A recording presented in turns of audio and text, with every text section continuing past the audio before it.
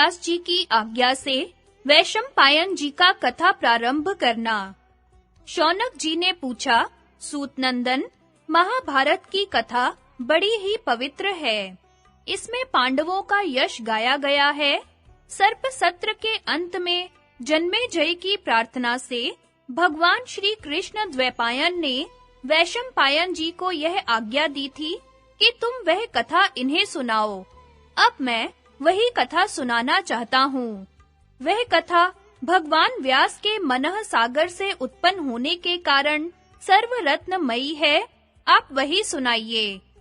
उग्र श्रवा जी ने कहा, शौनक जी, भगवान वेद व्यास के द्वारा निर्मित महाभारत आख्यान मैं आपको प्रारंभ से ही सुनाऊंगा। उसका वर्णन करने में मुझे भी बड़ा आनंद होता है। जब भगवान श्री कृष्ण द्वैपायन को यह बात मालूम हुई कि जन्मेजय सर्प यज्ञ में दीक्षित हो गए हैं, तब वे वहां आए। भगवान व्यास का जन्म शक्ति पुत्र पराशर के द्वारा सत्यवती के गर्भ से यमुना की रेती में हुआ था। वे ही पांडवों के पितामह थे। वे जन्मते ही स्वेच्छा से बड़े हो गए और सांगोपांग वेद तथा इतिहासों का ज्ञान प्राप्त कर लिया। उन्हें जो ज्ञान प्राप्त हुआ था, उसे कोई तपस्या, वेदाध्ययन, व्रत, उपवास, स्वाभाविक शक्ति और विचार से नहीं प्राप्त कर सकता। उन्होंने एक ही वेद को 4 भागों में विभक्त कर दिया। वे महान ब्रह्म ऋषि, त्रिकालदर्शी, सत्यव्रत, परम पवित्र एवं सगुण निर्गुण स्वरूप के तत्वज्ञ थे। उन्हीं की कृपा प्रसाद से पांडु, धृतराष्ट्र और विदुर का जन्म हुआ था। उन्होंने अपने शिष्यों के साथ जन्मेजय के यज्ञ मंडप में प्रवेश किया। उन्हें देखते ही राजऋषि जन्मेजय झटपट सदस्यों के सहित उठकर खड़े हो गए और शिष्टाचार पूर्वक यज्ञ मंडप में ले आए।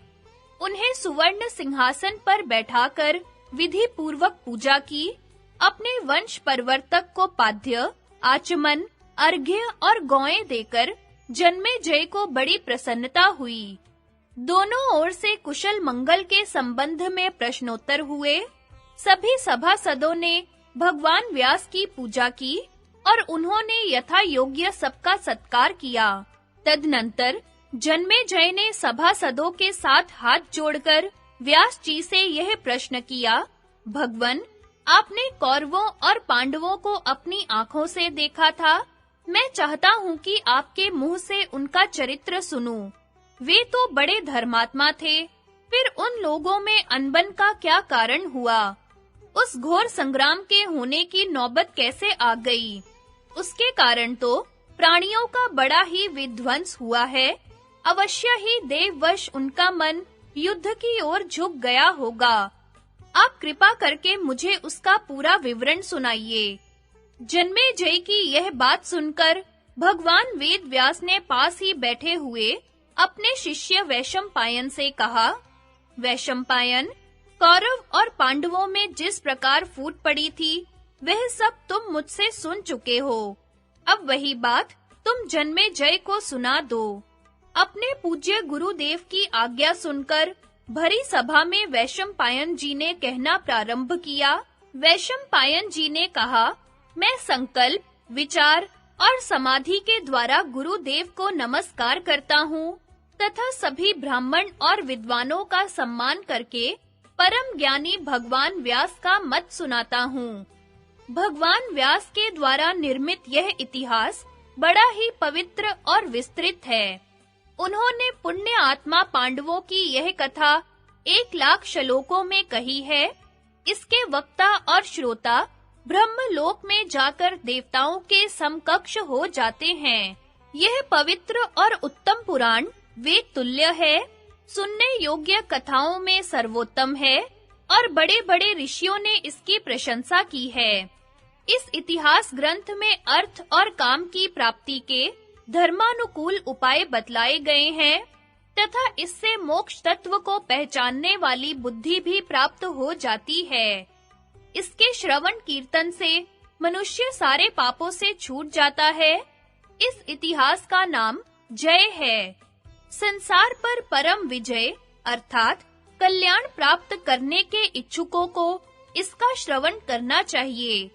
यह धर्मशास्त्र, अर्थशास्त्र और मोक्ष शास्त्र सब कुछ है। जो इसका श्रवण वर्णन करते हैं, उनके पुत्र सेवक और सेवक स्वामी भक्त हो जाते हैं। जो इसका श्रवण करते हैं, उनके वाचिक, मानसिक और शारीरिक पाप नष्ट हो जाते हैं। इसमें भरतवंशियों के महान जन्म का कीर्तन है, इसलिए इसको महाभारत कहते हैं। जो इस नाम का व्युत्पत्ति युक्त अर्थ जानता है, वह सारे पापों से छूट जाता है। भगवान श्री कृष्ण द्वैपायन प्रतिदिन प्रातः काल उठकर स्नान संध्या आदि से निवृत्त हो इसकी रचना करते थे। इस प्रकार 3 वर्ष में यह पूरा हुआ था। इसलिए ब्राह्मणों को भी नियम में स्थित होकर ही इस कथा का श्रवण वर्णन करना चाहिए। जैसे समुद्र और सुमेरु रत्नों की खान है, वैसे ही यह ग्रंथ कथाओं का मूल उद्गम है। इसके दान से सारी पृथ्वी के दान का फल मिलता है।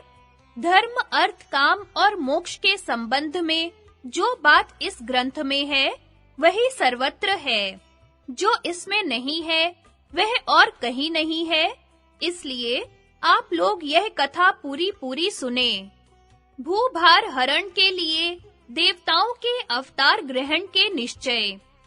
वैशंपायन जी कहते हैं, जन्मेजय, जमदग्नि नंदन परशुराम ने 21 बार पृथ्वी के क्षत्रियों का संहार किया था। यह काम करके वे महेंद्र पर्वत पर चले गए और वहां तपस्या करने लगे।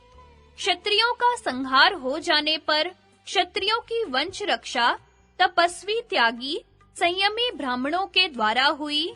कुछ ही दिनों बाद फिर क्षत्रिय राज्य की पुनः स्थापना हो गई।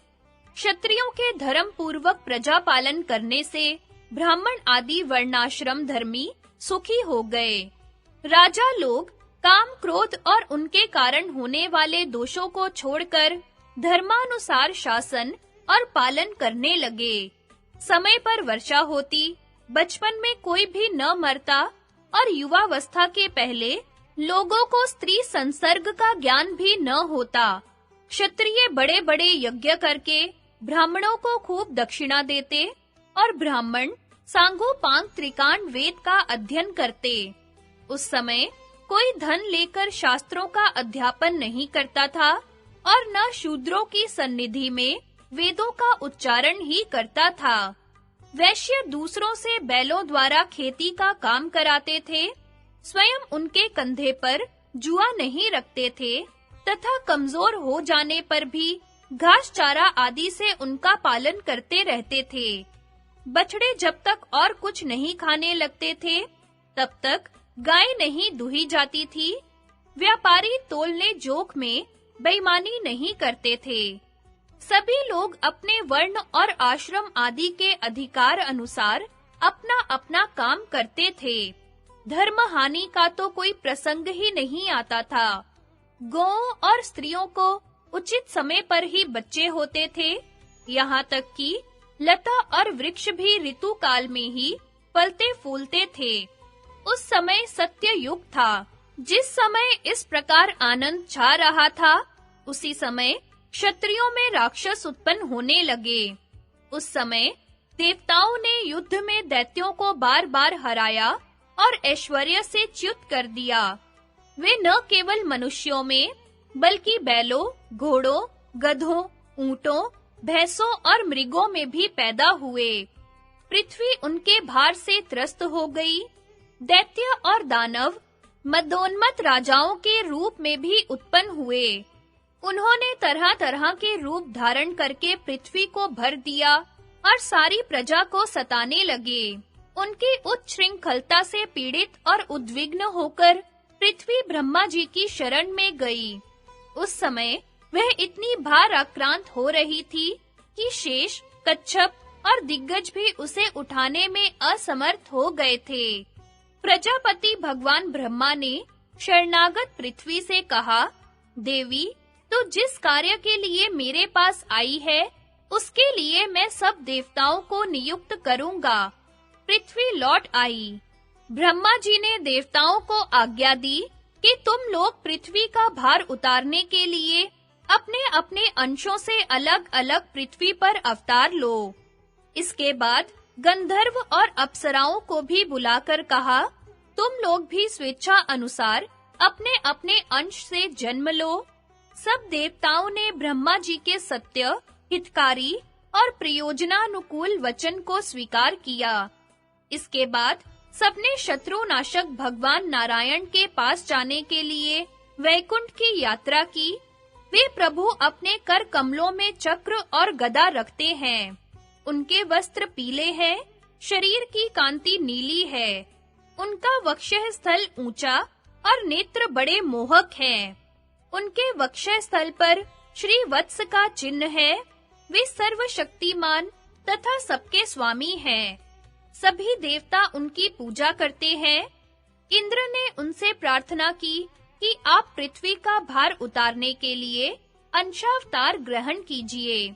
भगवान ने तथास्तु कहकर स्वीकार किया। इंद्र ने भगवान विष्णु से अवतार ग्रहण करने के संबंध में परामर्श किया। तदनुसार देवताओं को आज्ञा दी और फिर वैकुंठ से चले गए। अब देवता लोग प्रजा के कल्याण और राक्षसों के विनाश के लिए क्रमशः पृथ्वी पर अवतीर्ण होने लगे। वे स्वेच्छानुसार ब्रह्म ऋषियों अथवा राज ऋषियों के वंश में जन्म लेकर मनुष्य भोजी असुरों का संहार करने लगे। वे बचपन में ही इतने बलवान थे कि असुरगण उनका बाल भी बांका नहीं कर सकते थे। देवता दानव आदि का मनुष्यों के रूप में अंशावतार और कर्ण की उत्पत्ति।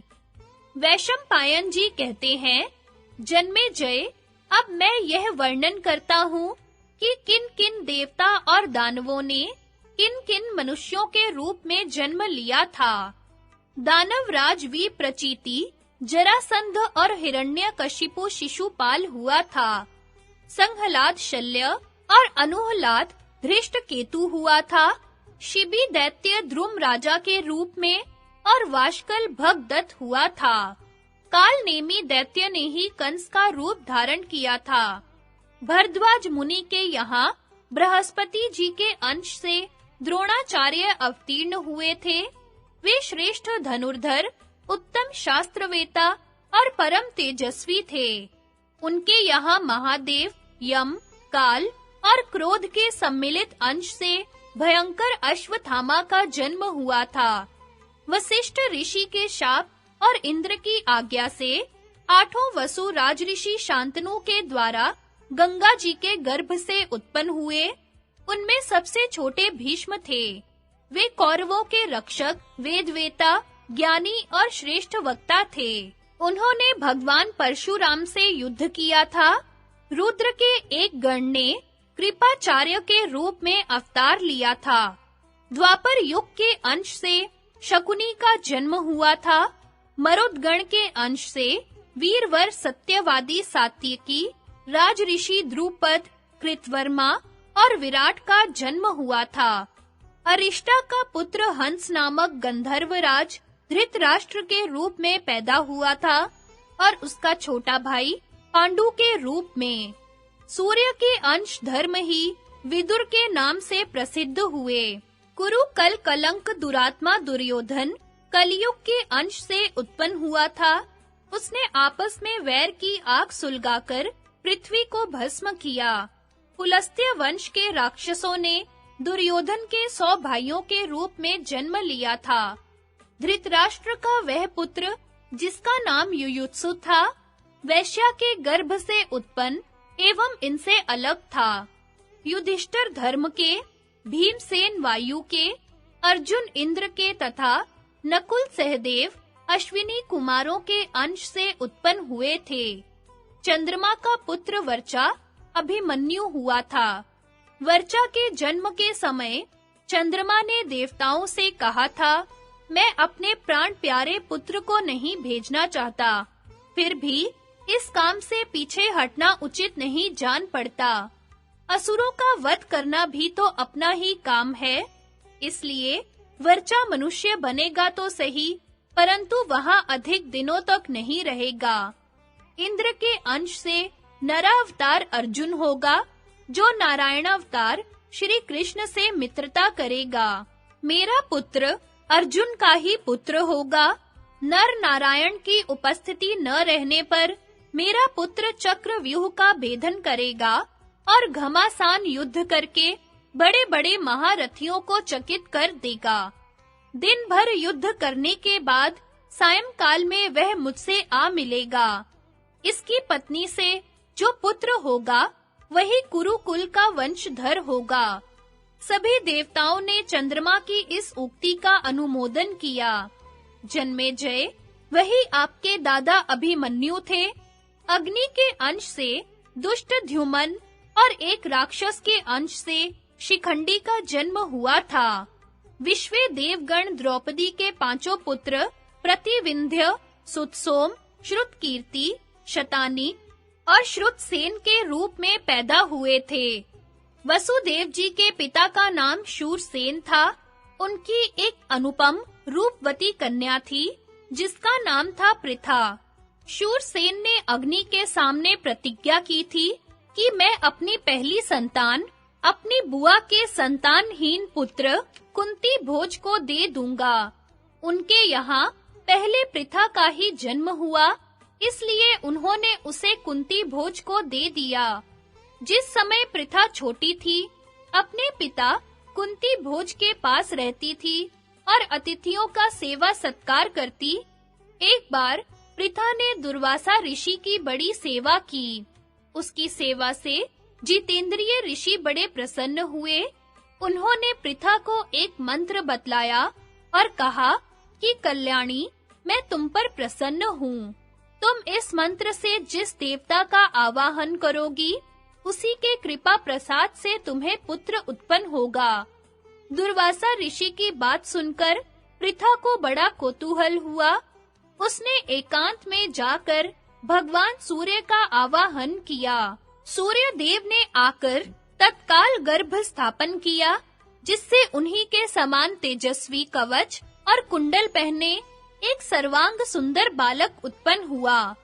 कलंक से भयभीत होकर कुंती ने उस बालक को छिपाकर नदी में बहा दिया। अधिरथ ने उसे निकाला और अपनी पत्नी राधा के पास ले जाकर उसे पुत्र बना लिया। उन दोनों ने उस बालक का नाम वसुसेन रखा था। वही पीछे कर्ण के नाम से प्रसिद्ध हुआ।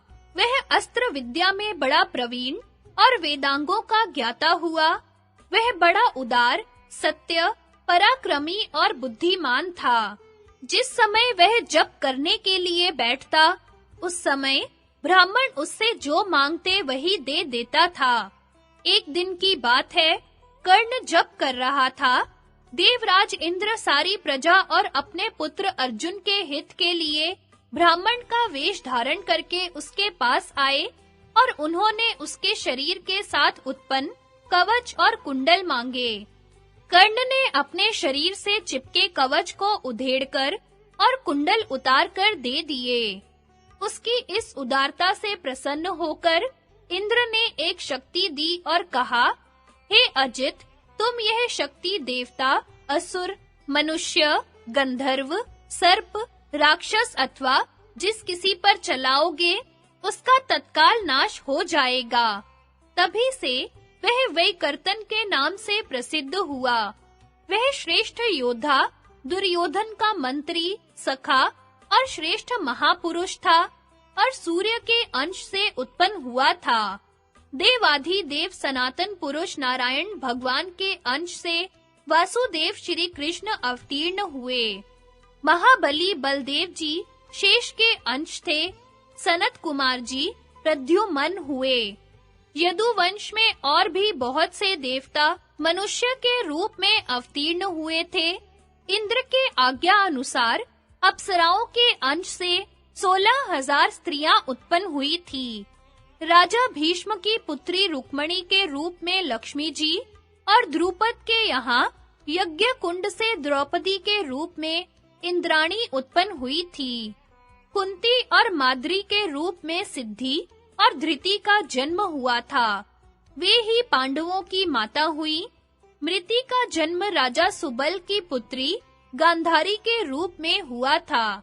इस प्रकार देवता, असुर, गंधर्व, अप्सरा और राक्षस अपने-अपने अंश से मनुष्य के रूप में उत्पन्न हुए थे। देवता, दानव, पशु पक्षी आदि संपूर्ण प्राणियों की उत्पत्ति। जन्मेजय ने कहा, भगवन, मैं देवता, दानव, गंधर्व, अप्सरा, मनुष्य, यक्ष, राक्षस और समस्त प्राणियों की उत्पत्ति सुनना चाहता हूँ। आप कृपा करके उसका प्रारंभ से ही यथावत वर्णन कीजिए। वैशंपायन जी ने कहा, अच्छा, मैं स्वयं प्रकाश भगवान को प्रणाम करके देवता आदि की उत्पत्ति और नाश की कथा कहता हूँ। ब्रह्मा जी के मानस पुत्र मरीचि, अत्रि, अंगिरा, पुलस्त्य, पुलह और क्रतु को तो तुम जानते ही हो। मरीचि के पुत्र कश्यप थे और कश्यप से ही यह सारी प्रजा उत्पन्न हुई है। दक्ष प्रजापति की 13 कन्याओं का नाम था अदिति, दिति, दनु, काला, दनायु, सिंहिका, क्रोधा, प्राधा, विश्वा, विंता, कपिला, मुनि और कद्रु। इनसे उत्पन्न पुत्र पौत्रों की संख्या अनंत है। अदिति के 12 आदित्य हुए। उनके नाम है धाता, मित्र, अर्यमा, शक्र, वरुण, अंश, भग, विवस्वान, पूषा, सविता, त्वष्टा और विष्णु। इनमें सबसे छोटे विष्णु गुणों में सबसे बड़े थे। दिति का एक पुत्र था हिरण्यकशिपु। उसके 5 पुत्र थे, प्रहलाद, सहलाद, अनुलाद, शिबी और बाष्कल। प्रहलाद के 3 पुत्र थे, विरोचन, कुंभ और निकुंभ। विरोचन का बलि और बलि का बाणासुर। बाणासुर भगवान शंकर का महान सेवक था। वह महाकाल के नाम से प्रसिद्ध है। दनु के 40 पुत्रों में विप्रचिति सबसे बड़ा, यशस्वी और राजा था। दानवों की संख्या असंख्य है। सिंहिका से राहु हुआ, जो सूर्य और चंद्रमा को ग्रसता है। क्रूरा से सुचंद्र, चंद्रहंता और चंद्र प्रमर्दन आदि पुत्र पौत्र हुए। क्रोधवश नाम का एक गण भी हुआ था। दनायु से 4 पुत्र हुए, विक्षर, बल, वीर और वृत्रासुर। काला से विनाशन, क्रोध, क्रोधहंता, क्रोधशत्रु और कालकय नाम से प्रसिद्ध असुर हुए। भृगु ऋषि से असुरों के पुरोहित शुक्राचार्य का जन्म हुआ। इनके 4 पुत्र, जिनमें त्वष्टाधर और अत्रि प्रधान थे, असुरों का यज्ञ याग कराया करते। यह असुर और सुर वंश की उत्पत्ति पुराणों के अनुसार है। इनके पुत्र पौत्रों की गणना संभव नहीं है। ताक्षर्य, अरिष्टनेमि, गरुड़, अरुण, आरुणि और वारुणी ये वैनतेय कहलाते हैं। शेष, अनंत, वासुकी, तक्षक, भुजंगम, कूर्म, कलिक आदि सर्प कद्रु के पुत्र हैं। भीमसेन, उग्रसेन, सुपर्ण, नारद आदि 16 देव गंधर्व कश्यप पत्नी मुनि के पुत्र हैं। ये सभी बड़े कीर्तिमान, बलवान और जितेंद्रिय हैं।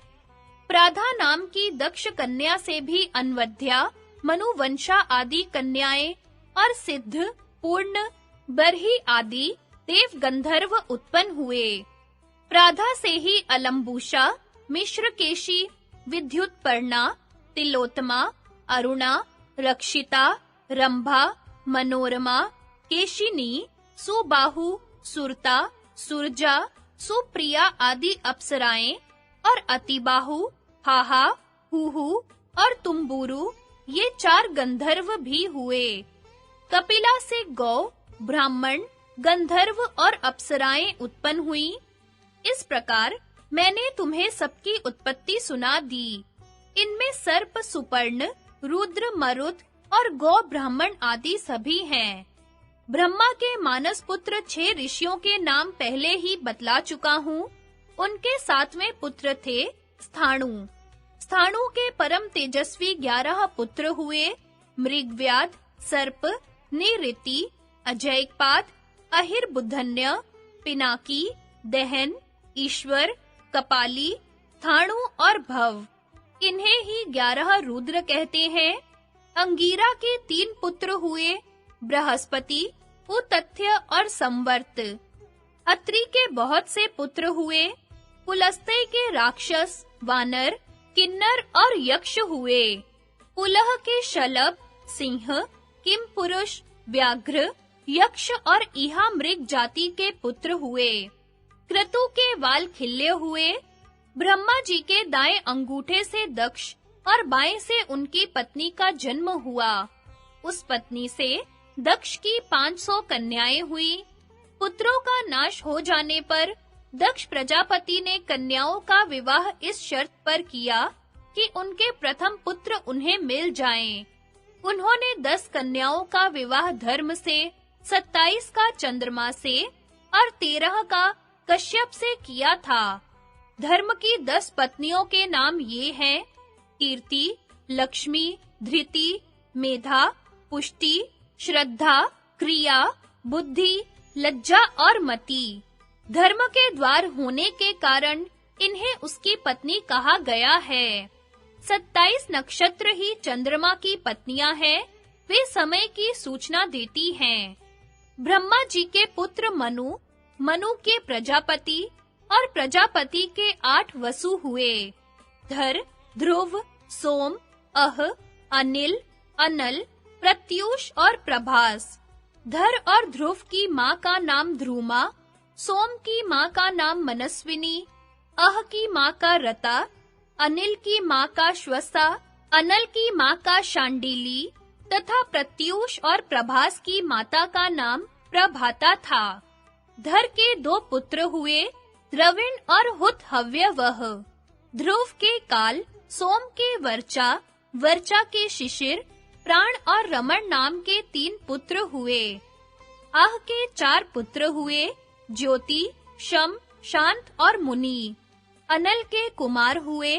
कृतिकाओं ने इनका मातृत्व स्वीकार किया था, इसलिए इन्हें कार्तिकेय भी कहते हैं। इनके 3 पुत्र हुए, शाक, विशाख और नेगमे। अनिल की पत्नी शिवा से मनोजव और अविज्ञात गति नाम के 2 पुत्र हुए। प्रत्यूष के 2 पुत्र थे, देवल ऋषि। उनके भी 2 पुत्र हुए थे, क्षमावान और मनीषी। बृहस्पति की बहन ब्रह्मवादिनी और योगिनी थी। वही प्रभास की पत्नी हुई। उसी से देवताओं के कारीगर विश्वकर्मा का जन्म हुआ। उन्होंने ही देवताओं के भूषण और विमानों का निर्माण किया है। मनुष्य भी उन्हीं की कारीगरी के आधार पर अपनी जीविका करते हैं। भगवान धर्म ब्रह्मा जी के दाहिने स्तन से मनुष्य रूप में प्रकट हुए थे। उनके 3 पुत्र हुए, शम, काम और हर्ष। उनकी पत्नियों का क्रमशः नाम था प्राप्ति, रति और नंदा। सूर्य की पत्नी बड़वा से अश्विनी कुमारों का जन्म हुआ।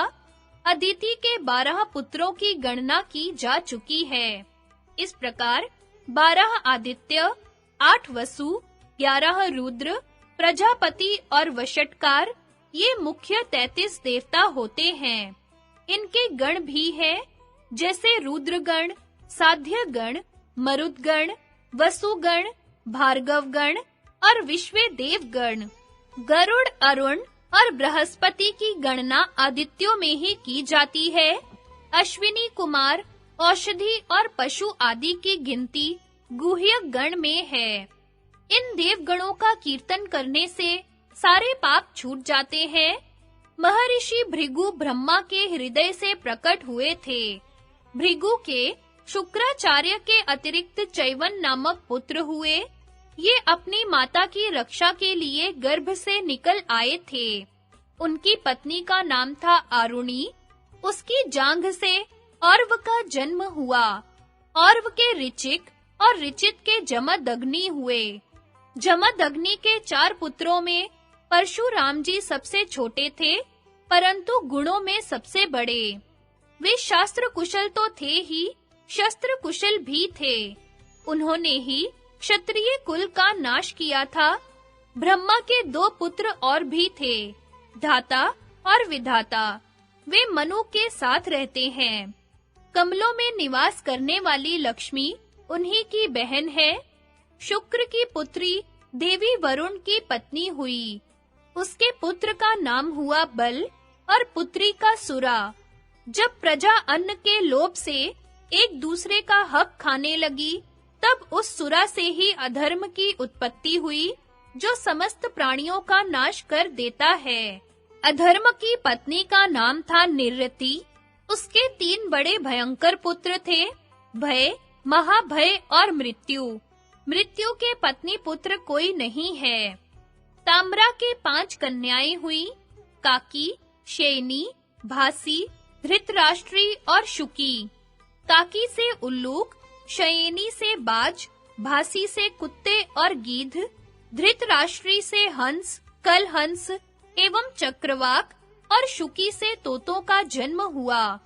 क्रोधा से 9 कन्याएं हुई, मृगी, मृगमंदा, हरि, भद्रमना, मातंगी, शार्दूली, श्वेता, सुरभि और सुरसा। मृगी से मृग, मृगमंदा से रीछ और श्रिमर, भद्रमना से ऐरावत हाथी, हरि से चंचल घोड़े, वानर एवं गौ के समान पूंछ वाले दूसरे पशु तथा शार्दूली से सिंह, बाघ और गैंडे उत्पन्न हुए। मातंगी से सब तरह के हाथी और श्वेता से श्वेत दिग्गज हुए। सुरभि से रोहिणी, गंधर्वी, विमला और अनला नाम की 4 कन्याएं हुई। रोहिणी से गाय बैल, गंधर्वी से घोड़े, अनला से खजूर, ताल, हिंताल, ताली, खजूरिका, सुपारी और नारियल, ये 7 पिंड फल वाले वृक्ष उत्पन्न हुए। अनला की पुत्री शुकी ही तोतों की जननी हुई। सुरसा से कंक पक्षी और नागों का जन्म हुआ। अरुण की भार्या शयनी से समाप्ति और जटायु हुए। कद्रु से सर्पों की उत्पत्ति तो कही ही जा चुकी है। इस प्रकार मुख्य प्राणियों की उत्पत्ति का वर्णन किया गया। इस वृत्तांत का श्रवण करने से पापियों के पाप तो छूटते ही हैं, सर्वज्ञता की प्राप्ति भी होती है और अंत में उत्तम गति मिलती है। भरत का जन्म, दुष्यंत के द्वारा उसकी स्वीकृति और राज्याभिषेक। वैशंपायन जी कहते हैं, जन्मेजय समय पर शकुंतला के गर्भ से पुत्र हुआ। वह अत्यंत सुंदर और बचपन में ही बड़ा बलिष्ठ था। महर्षि कण्व ने विधि पूर्वक उसके जात कर्म आदि संस्कार किए। उस शिशु के दांत सफेद-सफेद और बड़े नुकीले थे। कंधे सिंह के से थे। दोनों हाथों में चक्र का चिन्ह था तथा सिर बड़ा और ललाट ऊंचा था। वह ऐसा जान पड़ता मानो कोई देव कुमार हो। वह 6 वर्ष की अवस्था में ही सिंह, बाघ, शूकर और हाथियों को आश्रम के वृक्षों से बांध देता था। कभी उन पर चढ़ता, कभी डांटता तथा कभी उनके साथ खेलता और दौड़ लगाता था। आश्रम वासियों ने उसके द्वारा समस्त हिंसक जंतुओं का दमन होते देख उसका नाम सर्वदमन रख दिया। वह बड़ा विक्रमी, ओजस्वी और बलवान था। बालक के अलौकिक कर्म देखकर महर्षि कण्व ने शकुंतला से कहा, अब वह युवराज होने के योग्य हो गया। फिर उन्होंने अपने शिष्यों को आज्ञा दी कि शकुंतला को पुत्र के साथ उसके पति के घर पहुंचा आओ। कन्या का बहुत दिनों तक मायके में रहना कीर्ति, चरित्र और धर्म का घातक है। शिष्यों ने आज्ञा अनुसार शकुंतला और सर्वदमन को लेकर हस्तिनापुर की यात्रा की। सूचना और स्वीकृति के बाद शकुंतला राजसभा में गई। अब ऋषि के शिष्य लौट गए। शकुंतला ने सम्मान पूर्वक निवेदन किया कि राजन, यह आपका पुत्र है। अब इसे आप युवराज बनाइए। इस देवतुल्य कुमार के संबंध में आप अपनी प्रतिज्ञा पूरी कीजिए। शकुंतला की बात सुनकर दुष्यंत ने कहा, अरे दुष्ट तापसी, तू किसकी पत्नी है? मुझे तो कुछ भी स्मरण नहीं है। तेरे साथ धर्म, अर्थ और काम का कोई भी मेरा संबंध नहीं है। तू जा, ठहर अथवा जो तेरी मौज में आवे कर। दुष्यंत की बात सुनकर तपस्विनी शकुंतला बेहोश सी होकर खंबे की तरह निश्चल भाव से खड़ी रह गई। उसकी आंखें लाल हो गई, होंठ फड़कने लगे और वह दृष्टि टेढ़ी करके दुष्यंत की ओर देखने लगी।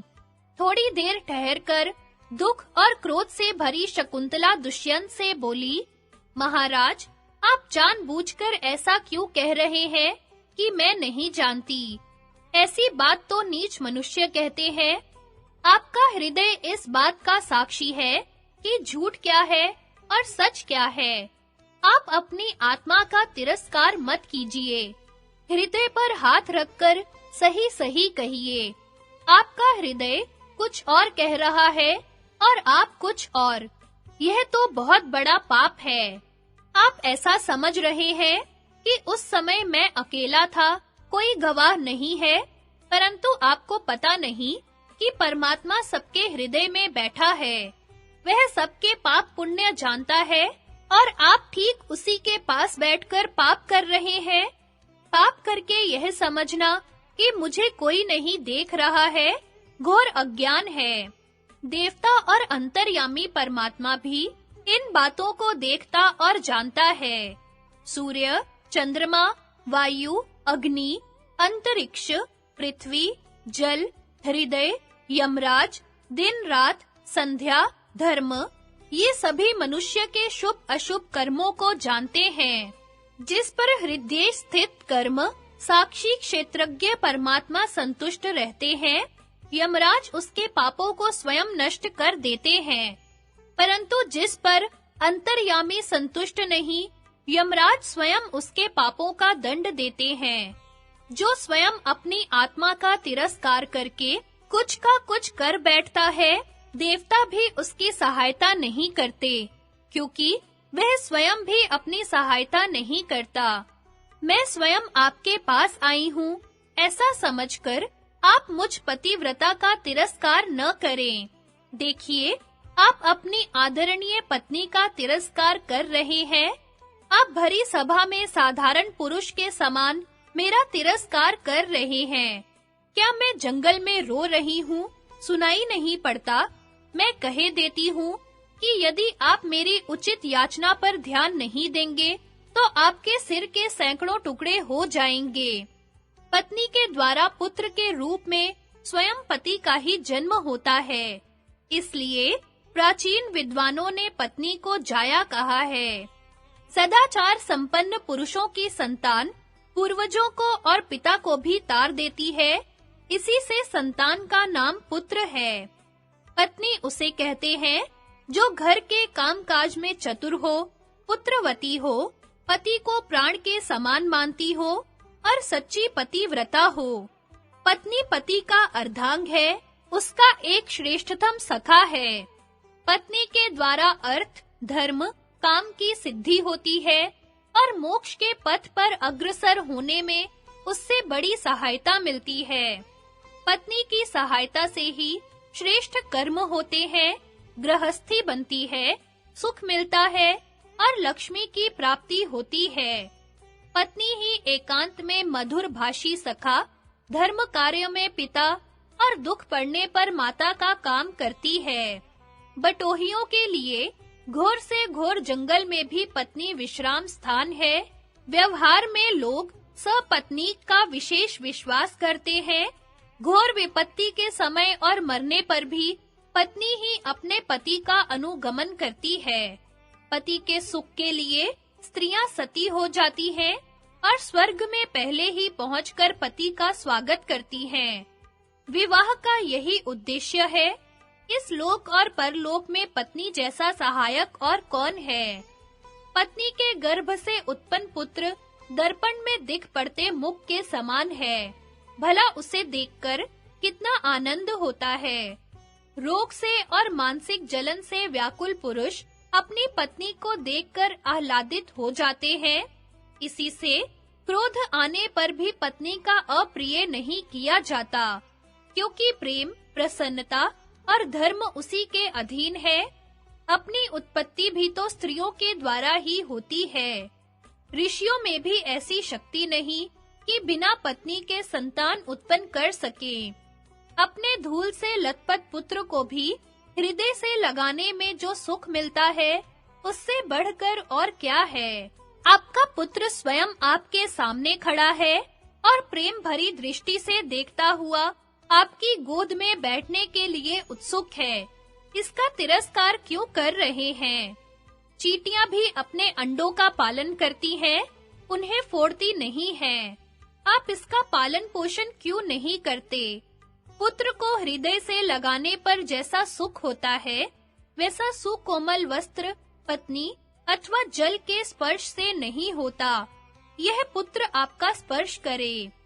राजन, मैंने इस पुत्र को 3 वर्ष तक अपने गर्भ में धारण किया है।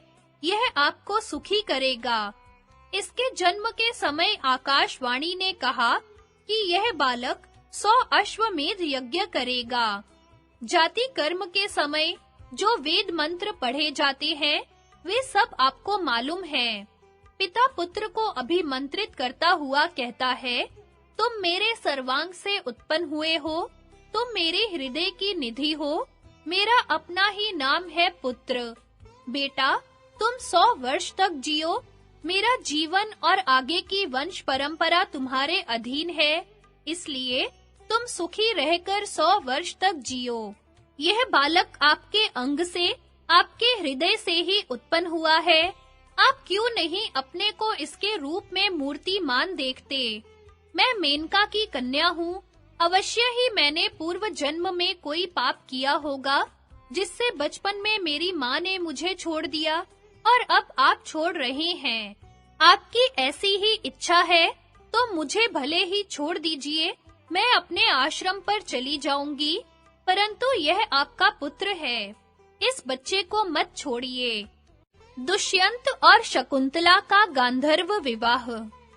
जन्मेजय ने कहा, भगवन, मैंने आपके श्री मुख से देवता, दानव आदि के अंशों द्वारा अवतरित होने की कथा सुन ली। अब आपकी पूर्व सूचना के अनुसार कुरु वंश का श्रवण करना चाहता हूँ।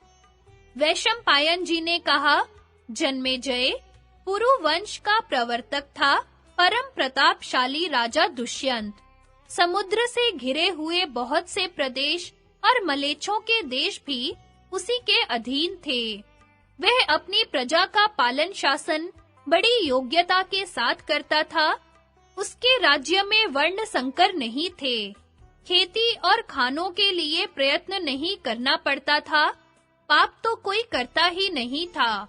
सभी धर्म के प्रेमी थे, इसलिए धर्म और अर्थ दोनों ही स्वतः प्राप्त थे। चोर, भूख अथवा रोग का भय बिल्कुल नहीं था। सभी लोग अपने-अपने धर्म में संतुष्ट थे और राजाश्रय में निर्भय रहकर निष्काम धर्म का पालन करते थे। समय पर वर्षा होती थी, अन्न सरस होते थे और पृथ्वी सब प्रकार के रत्न और पशुधन से परिपूर्ण थी। ब्राह्मण कर्मनिष्ठ थे और छल, कपट, पाखंड की छाया भी उन्हें नहीं छूती थी। दुष्यंत स्वयं एक बलवान युवक था। उसकी शक्ति इतनी अद्भुत थी कि वह वन उपवन सहित मंदराचल को उखाड़कर धारण कर सकता था। वह गदा युद्ध के प्रक्षेप, विक्षेप, परिक्षेप और अभिक्षेप चारों प्रकारों में और शस्त्र विद्या में बड़ा ही निपुण था। घोड़े और हाथी की सवारी में कोई उसका सानी नहीं था।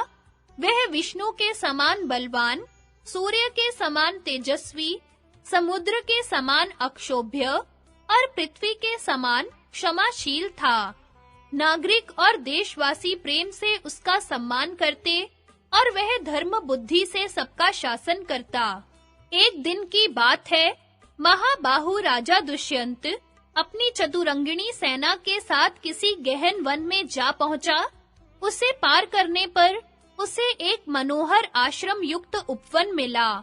यह उपवन बड़ा ही सुंदर था। वहां के वृक्ष खिले हुए पुष्पों से लद रहे थे। दूर्वा दलों से पृथ्वी हरी भरी हो रही थी। सुंदर सुंदर पक्षी मधुर स्वरों से चहक रहे थे। कहीं कोकिलों की कुहू कुहू तो कहीं भौरों की गुंजार। राजा दुष्यंत उपवन की शोभा देख ही रहा था कि उसकी दृष्टि उस मनोरम आश्रम पर पड़ी। उस आश्रम में स्थान-स्थान पर अग्निहोत्र की ज्वालाएं प्रज्वलित हो रही थी। वालखिल्य आदि ऋषि, यज्ञशाला, पुष्प और जलाशयों के कारण उसकी अद्भुत शोभा हो रही थी। सामने ही मालिनी नदी बह रही थी, जिसका जल बड़ा स्वादिष्ट था। अनेकों ऋषि मुनि आसन लगाए ध्यान मग्न थे। ब्राह्मण देवताओं की पूजा कर रहे थे। राजा को ऐसा मालूम हुआ मानो मैं ब्रह्मलोक में खड़ा हूँ। दुष्यंत के नेत्र और मन वन की छटा देखकर तृप्त नहीं होते थे। इस प्रकार राजा दुष्यंत ने सब देखते सुनते कश्यप गोत्रीय कण्व ऋषि के एकांत और मनोहर आश्रम में मंत्री और पुरोहितों के साथ प्रवेश किया। दुष्यंत ने मंत्री और पुरोहितों को आश्रम के द्वार पर ही रोक दिया और स्वयं भीतर गया। वहां उस समय कण्व ऋषि उपस्थित नहीं थे। राजा ने आश्रम को सूना देखकर ऊंचे स्वर से पुकारा, यहाँ कौन है? दुष्यंत की आवाज सुनकर एक लक्ष्मी के समान सुंदर कन्या तपस्विनी के वेश में आश्रम से निकली। उसने राजा दुष्यंत को देखकर सम्मान पूर्वक कहा, स्वागत है। फिर उसने आसन, पाद्य और अर्घ्य के द्वारा राजा का आतिथ्य करके उनसे स्वास्थ्य और कुशल के संबंध में प्रश्न किया। स्वागत सत्कार के बाद उस तपस्विनी कन्या ने तनिक मुस्कुराकर पूछा कि मैं आपकी क्या सेवा करूं? राजा दुष्यंत ने सर्वांग सुंदरी एवं मधुर भाषिणी कन्या की ओर देखकर कहा, मैं परम भाग्यशाली महर्षि कण्व का दर्शन करने के लिए आया हूँ। वे इस समय कहाँ हैं? कृपा करके बतलाइए। शकुंतला ने कहा, मेरे पूजनीय पिताजी फल फूल लाने के लिए आश्रम से बाहर गए हैं। आप घड़ी दो घड़ी उनकी प्रतीक्षा कीजिए, तब उनसे मिल सकेंगे। शकुंतला के अनुपम रूप को देखकर दुष्यंत ने पूछा, सुंदरी, तुम कौन हो? तुम्हारे पिता कौन हैं? और तुम किस लिए यहाँ आई हो? तुमने मेरा मन मोहित कर लिया है। मैं तुम्हें जानना चाहता हूँ। शकुंतला ने बड़ी मिठास के साथ कहा, मैं महर्षि कण्व की पुत्री हूँ। राजा ने कहा, कल्याणी, विश्ववंद्य महर्षि कण्व तो अखंड ब्रह्मचारी हैं। धर्म अपने स्थान से विचलित हो सकता है, परंतु वे नहीं। ऐसी दशा में तुम उनकी पुत्री कैसे हो सकती हो? शकुंतला ने कहा, राजन, एक ऋषि के पूछने पर मेरे पूजनीय पिता कण्व ने मेरे जन्म की कहानी सुनाई थी। उससे मैं जान सकी हूँ कि जिस समय परम प्रतापी विश्वामित्र जी तपस्या कर रहे थे, उस समय इंद्र ने उनके तप में विघ्न डालने के लिए मेनका नाम की अप्सरा भेजी थी। उसी के संयोग से मेरा जन्म हुआ। माता मुझे वन में छोड़कर चली गई। तब शकुंतों ने सिंह, व्याघ्र आदि भयानक जंतुओं से मेरी रक्षा की थी, इसलिए मेरा नाम शकुंतला पड़ा। महर्षि कण्व ने वहां से उठा लाकर मेरा पालन पोषण किया। शरीर का जनक, प्राणों का रक्षक और अन्नदाता, ये तीनों ही पिता कहे जाते हैं। इस प्रकार मैं महर्षि कण्व की पुत्री हूँ। दुष्यंत ने कहा, कल्याणी, जैसा तुम कह रही हो, तुम ब्राह्मण कन्या नहीं, राजकन्या हो। इसलिए तुम मेरी पत्नी हो जाओ। सुंदरी, तुम गांधर्व विधि से मुझसे विवाह कर लो। राजाओं के लिए गांधर्व विवाह सर्वश्रेष्ठ माना गया है। शकुंतला ने कहा, मेरे पिताजी इस समय यहाँ नहीं है। आप थोड़ी देर तक प्रतीक्षा कीजिए। वे आकर मुझे आपकी सेवा में समर्पित कर देंगे। दुष्यंत ने कहा, मैं तुम्हें चाहता हूँ, यह भी चाहता हूँ कि तुम मुझे स्वयं वरण कर लो। मनुष्य स्वयं ही अपना हितैषी और जिम्मेवार है। तुम धर्म के अनुसार स्वयं ही मुझे अपना दान करो। शकुंतला ने कहा, राजन, यदि आप इसे ही धर्मपद समझते हैं और मुझे स्वयं अपने को दान करने का अधिकार है, तो आप मेरी शर्त सुन लीजिए। मैं सच-सच कहती हूँ कि आप यह प्रतिज्ञा कर लीजिए, मेरे बाद तुम्हारा ही पुत्र सम्राट होगा और मेरे जीवन काल में ही वह युवराज बन जाएगा, तो मैं आपको स्वीकार कर सकती हूँ। दुष्यंत ने बिना कुछ सोचे विचारे ही प्रतिज्ञा कर ली और गांधर्व विधि से शकुंतला का पाणी ग्रहण कर लिया। दुष्यंत ने उसके साथ समागम करके बारंबार यह विश्वास दिलाया कि मैं तुम्हें लाने के लिए चतुरंगिणी सेना भेजूंगा और शीघ्र से शीघ्र तुम्हें अपने महल में ले चलूंगा। इस प्रकार कह सुनकर दुष्यंत अपनी राजधानी के लिए रवाना हुआ। उसके मन में बड़ी चिंता थी कि महर्षि कण्व यह सब सुनकर न जाने क्या करेंगे। थोड़ी ही देर बाद महर्षि कण्व आश्रम पर आ पहुंचे, परंतु शकुंतला लज्जावश उनके पास नहीं गई। त्रिकालदर्शी कण्व ने दिव्य दृष्टि से सारी बातें जानकर प्रसन्नता के साथ शकुंतला से कहा, बेटी, तुमने मुझसे बिना पूछे एकांत में जो काम किया है, वह धर्म के विरुद्ध नहीं है। क्षत्रियों के लिए गांधर्व विवाह शास्त्र सम्मत है। दुष्यंत एक धर्मात्मा, उदार एवं श्रेष्ठ पुरुष है। उसके संयोग से बड़ा बलवान पुत्र होगा और वह सारी पृथ्वी का राजा होगा। जब वह शत्रुओं पर चढ़ाई करेगा, उसका रथ कहीं भी न रुकेगा। शकुंतला के कहने पर महर्षि कण्व ने दुष्यंत को वर दिया कि उसकी बुद्धि धर्म में दृढ़ रहे और राज्य अविचल रहे।